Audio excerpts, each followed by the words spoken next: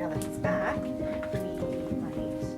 Oh, the point of the Back Home program is to try and meet these kids while they're in custody, develop good relationships with them, and then those relationships would follow them into the community and assist them when they're reintegrating and presumably going back home. It's not rocket science what we do here. It's pretty simple.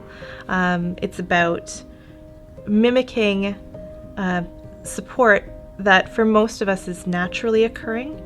So for me, I have parents that I'm very close to, and I have a spouse that is very supportive, and I have a group of friends that I've known forever, and I have all these naturally occurring support systems in my world that when I find myself in a bad situation, I can draw upon to help me. We have a two sort of stage approach to it.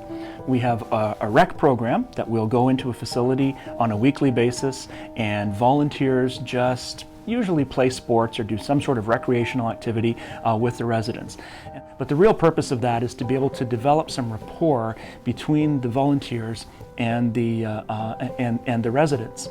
And as that rapport gets built, they take on the relationship becomes a little bit more important. It becomes something that's a bit more of a mentoring type of relationship, and then they can form what we call a circle. And then the real important part of the program is that circle follows them as they reintegrate back into the community and becomes their primary support network.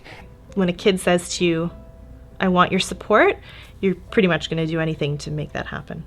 It's a centerpiece of restorative justice that relationships that have been damaged actually need attention and they need some repair. Cody was a young man who was in a custody facility doing time for crimes that he had committed. He fit the typical profile of a young offender, had some difficulties in his family. I met Cody at the secure custody facility, Ray of Hope facility. He had connected very well with Billy, and Kevin as well was another volunteer that he had connected well with, and myself. So we had made plans prior to him being released to make sure that we stayed connected with him in the community. There were lots of times when I would talk to him more than once a week. I remember being 18 and having to go to the doctor, for example, and I wanted my mom to come with me, not for any particular purpose or because I thought I needed her there or because I didn't understand what was going on, but just because it's nice to have that person there with you. So I think that's what I do for Cody today. They have been there to kind of listen to what I want or what I want to do even, and do what they can do to get that done type thing.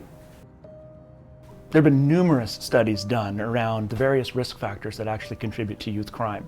And I mean, if you're 16 years old and you're a male, you're already at risk.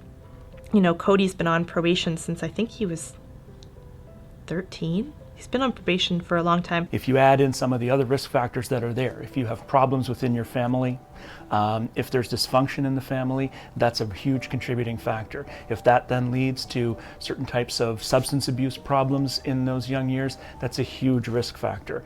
If somebody doesn't get along particularly well with their peers and things are not going well at school and maybe they have a learning disability, these are all risk factors that contribute to somebody who likely will end up committing some sort of a crime. When I was growing up, thinking back to when I was 16, 17, 18, I made a lot of poor decisions. I had friends that made poor decisions. But the thing is that we came from a background where, first of all, we were never, it wasn't typical for us to be caught because we weren't being looked for. The one and only reason my first charge that ever came along was a stolen car that was only ever done and caught for because I was not living with my dad. I was living with a buddy who was the wrong person in my life.